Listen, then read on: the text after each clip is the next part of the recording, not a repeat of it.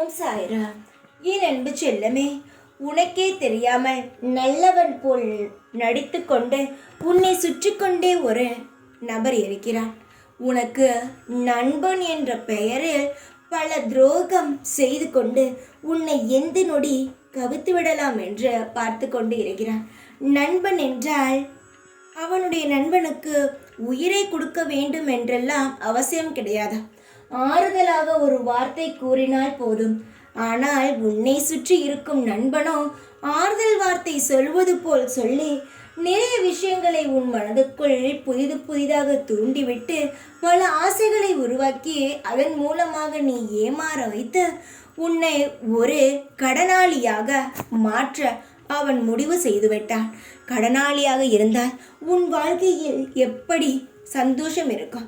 நித்தமும் உன் குடும்பத்திலும் உன்னுடைய வாழ்க்கையிலும் சண்டை சச்சரவுதானே இருக்கும். நிம்மதி என்பதே இருக்காதே. பல விஷயங்கள் உனக்கு தெரியாமல் நடக்கிறது. கடன் இருக்கும் பொழுது உன்னால் உன் குடும்பத்தில் இருப்பவர்கள் கூட நன்றாக பேச முடியாது. உன் குடும்பத்தில் இருக்கும் ஒற்றுமையும் சந்தோஷத்தையும் பார்த்து அவன் எந்த ரூபத்திலாவது உன் குடும்பத்தை பிரித்து விடலாம் என்று நினைத்து கொண்டு இருக்கிறான். தங்கமே, நான் சொல்லும் ஒவ்வொரு வார்த்தையும் நீ காது கொடுத்து கேள். ஒரு மனதை தெளிமைப்படுத்தி கொண்டு கேள். நீ அலட்சியமாக கேட்டால் அலட்சியமாக போவது நான் அல்ல, உன் வாழ்க்கைதான். என்னை நீ அலட்சியமாக படுத்துவதனால் எனக்கொன்றும் கிடையாது. ஆனால் உனக்கோ மிகப்பெரிய ஆபத்து வந்துவிடும்.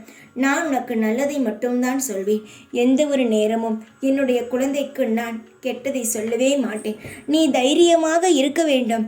எல்லா சூழ்நிலைகளையும் முன்னை நான் காத்து கொண்டுதான் இருக்கிறேன்.